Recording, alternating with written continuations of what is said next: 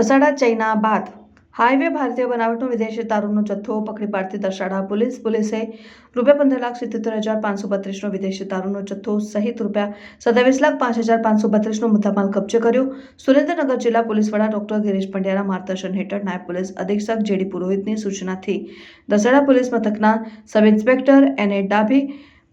probational police sub inspector Vijay Malviya, Hamirbhai Karsanbhai Solanki, Vijaysinh, Mahendrasinh Nakum,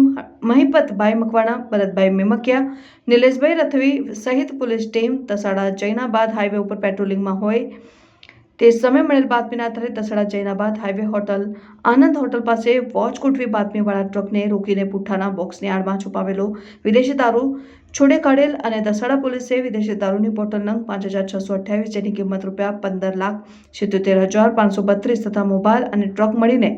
₹27,05,532ના મુદ્દામાલ સાથે truck driver Ashok Kumar, Shankarbhai Soda, Tilokchand, Premaram, નારાર